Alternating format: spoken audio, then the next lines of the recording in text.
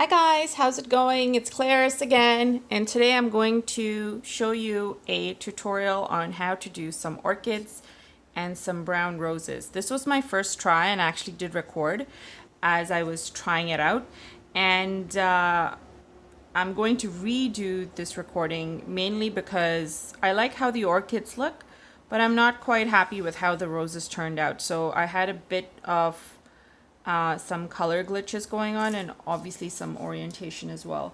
So I'm going to give it another go and let's start. So for my colors, I have picked a red, or a red that translates into a nice soft pink.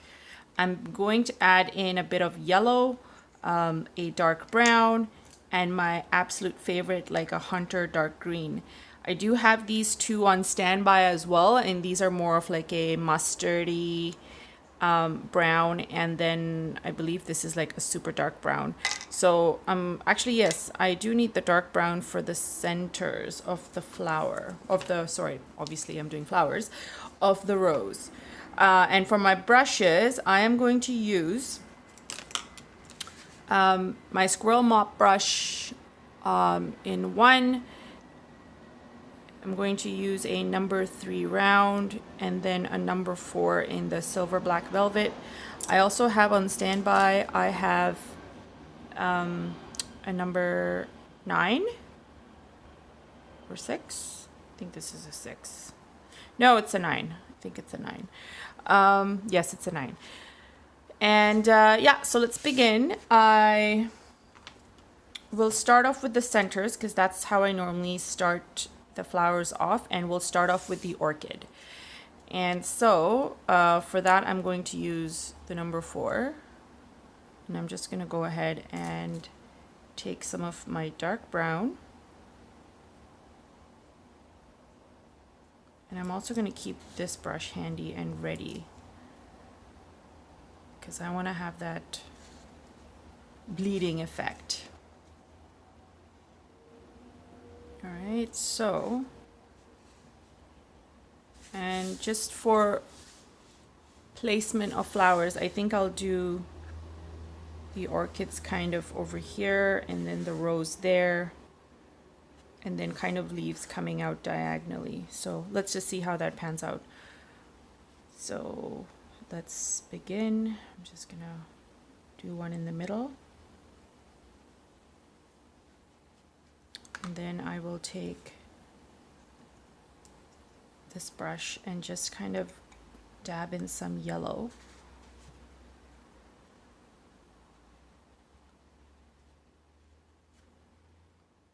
And adding some water because I want that yellow to kind of bleed in. And then I'm going to go in with my Squirrel Mop brush. I'm going to get some red or pink rather, and what I will do is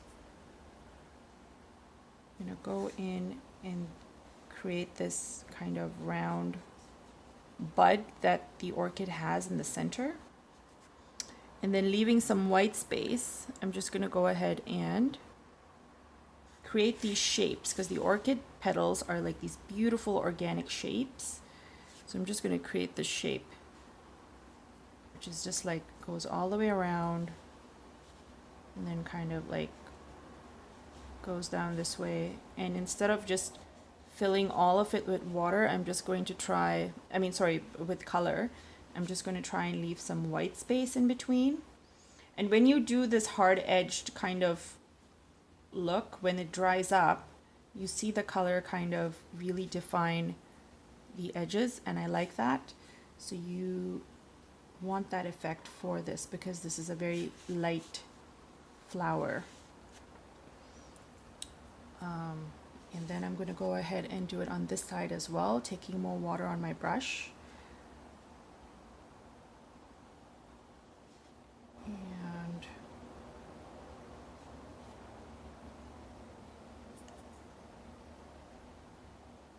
I'm just going to have the tips be a little darker. Now, given how big these have turned out, I think there might not be a lot of space for the rest of what I had planned. I might not be able to fit 5 flowers, but let's just see. And then at the bottom, I'm just going to very faintly add some pink.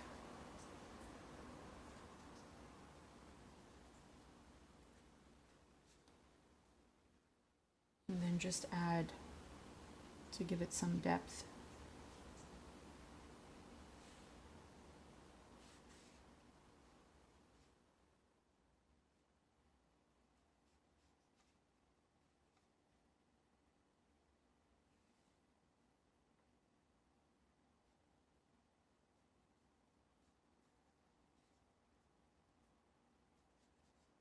Just some shadows around the edges and stuff. And what I would recommend is take a picture of, or have a picture up for reference, maybe like one of your favorite orchids, and just kind of use that as a reference point. And then that would really help in your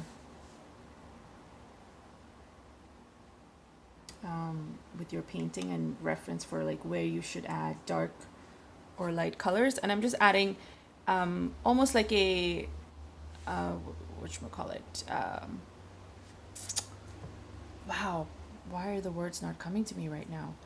Almost like a an outline with a little bit of white space to just give it that light and dark shadow effect, so it looks like the rest of this is covered in light and it's really a light pink.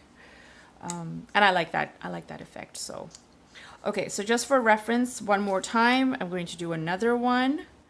And let's just make that orchid happen over here. And then without changing brushes, trying a new method, I'm going to use the same one here and just get in some of that yellow. And then go in with my pink. And now this pink is obviously a little darker. I'm just trying a new method in terms of, what if I don't use separate brushes? What if I just use the same brush? And what results would I get? So you guys are experimenting with me. Then I'm going to go ahead and do my petals. And let's do one here.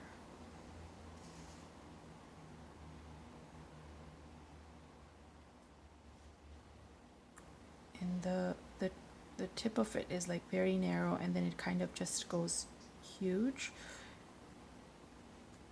And so just spread that and leave a little bit of white space. Don't forget, because this is like a loose version of it. And just add some darker pink or red at the edge so it spreads out nicely before you move on to your next petal, right? And then I'm going to go move on to my next petal. And this one, I think I will start from here and just have it go there. And I'm just going a little more nutty with the color. Again, this is just experimentation to see what it would turn out like. And I want to bring the color, I want to bring the dark color down, so I'm just going to swipe that down.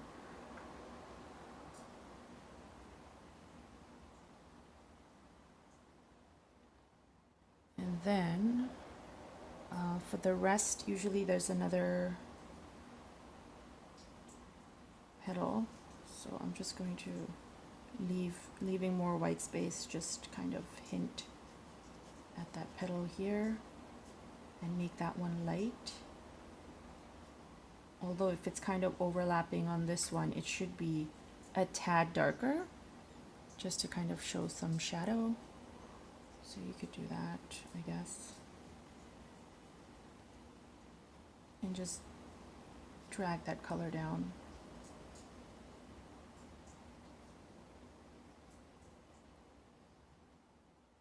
And what I'll also do is, because I like how that yellow looks with the pink, this is dry already, so it's a little too late, but I might just do that and just add some here as well. And this is not correct in terms of how the flower looks, but I like the kind of accidental hint of yellow in there, so I'm just putting that in.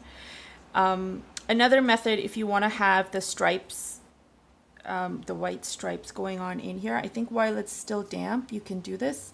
Just using your brush with just water on it, just kind of go down, draw some lines. And it's very faint right now, so I don't know if you can see it in the video itself, but once this dries, you will see that linear texture happening.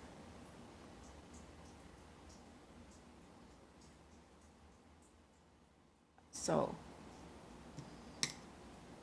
go for it if that's what you want to try. I'm just going to do it for the sake of this video.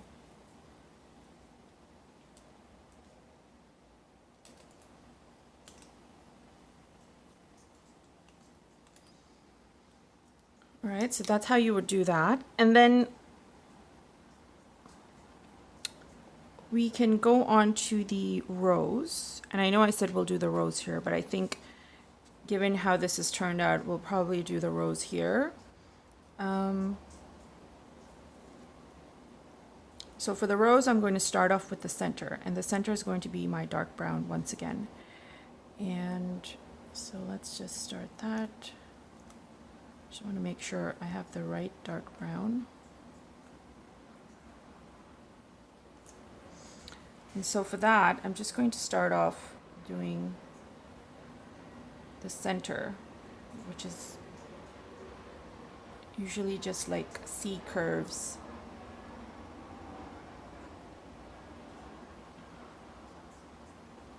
Like that. And then I'm going to go in with this brush, the Squirrel Mop, and it's quite a thick brush, so you really have to be careful how you transition the paint onto the paper. But I'm going to go into my medium brown that I have, and then just using the tip,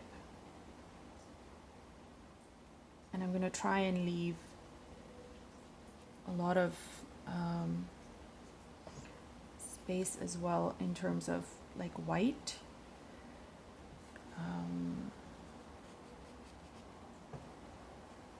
So more white space than not. And then using the dark brown again, I'm just going to go in and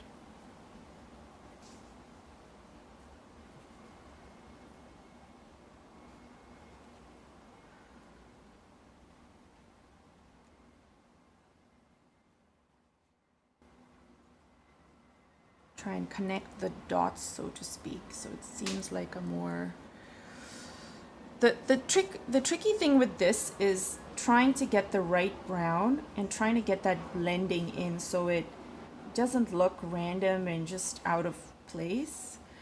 And that's what I struggled with in the previous drawing or the painting. So I've decided I'm just going to try and keep this as loose as I can, because as you can see, the brown is still kind of harsh. So really and truly, if you get that right color, it could work out really well in your favor. But then again, because this is a loose painting, like, don't be scared to try new things and just kind of go with the flow. And you could just end off with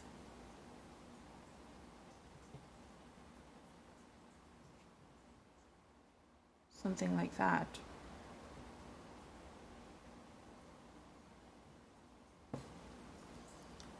And if you want to darken the brown on the inside, I'm mixing it up with some of the mustard that I had going there. And I'm just going to add some, what do you call it, detail, just to make it pop a little more, because right now I just find it's a little too flat. Not too much popping though, because then it might not look as loose. But if you can get some blending going on, like some really good blending, like in some of the other videos I've shown you, like these are, I'm not quite pleased with the kind of blending that's happening here, but if you can get some of that happening in here, oh, that would be amazing. So I'll leave it at that, but this is essentially what I would do. And then for the final touch, we're just going to do some of the leaves. And for that, I'll use the thicker brush that I have going on and my favorite green. And right now, nothing is still damp, so it's not going to work with the whole damp effect, which I like to do with my leaves normally, but let's just go for it anyways. And literally, I'm just going to do very fine, viney kind of leaves.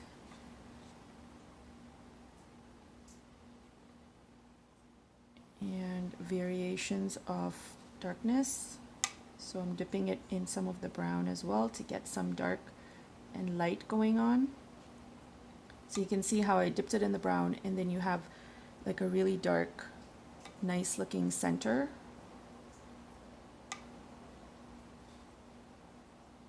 For it. So you want something like that.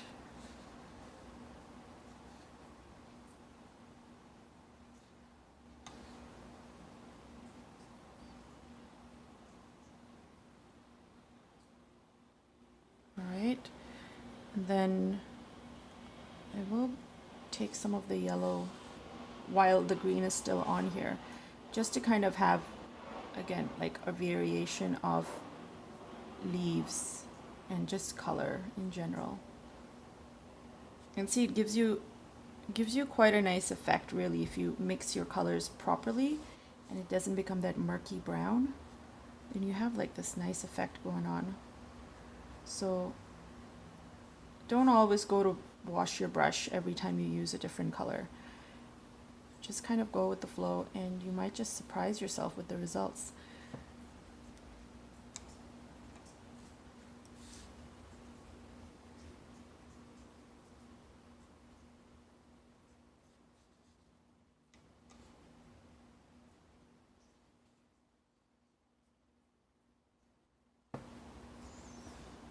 And then I'm going to go back into the green and then just add another one, kind of coming out from here.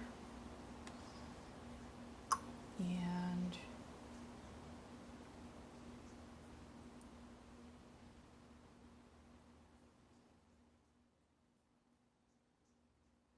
you're literally just pressing down and kind of curving the petals.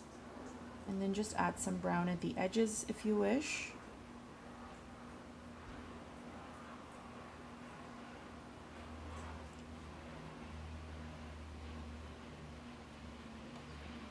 Take some more of the green.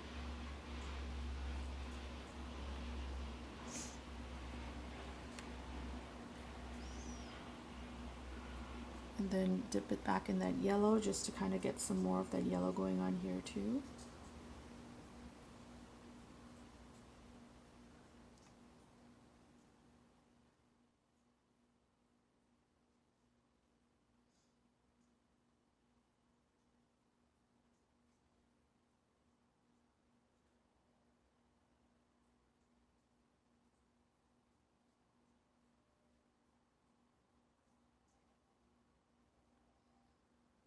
And then I like how this is turning out, and so I'm just going to end off with just a third area for where I can add some leaves, and then I'm just going to let go.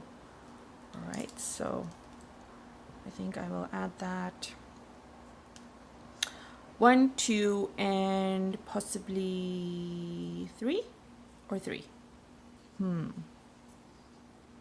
I think I will do this one here.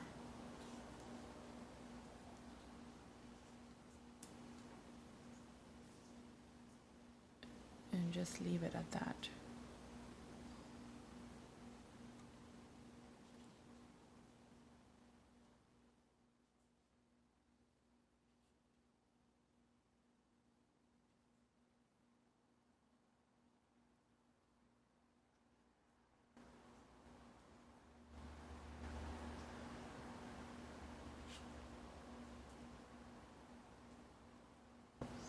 All right, so this is what I've come up with, guys. So I hope you like it. It was supposed to be a very fall inspired gathering of flowers, I guess you could say, or compilation of flowers. I hope you've liked this. As usual, I'd love to hear your comments, and if you have any questions, please feel free to use the comment section below. I'm also on Instagram and Facebook, so please feel free to follow me there and interact with me there. I love hearing from you guys. Thanks so much for watching, and I'm actually going to continue and maybe add some extra foliage on the side, and I will put that time lapse up for you guys to see. Thanks so much, guys. Bye.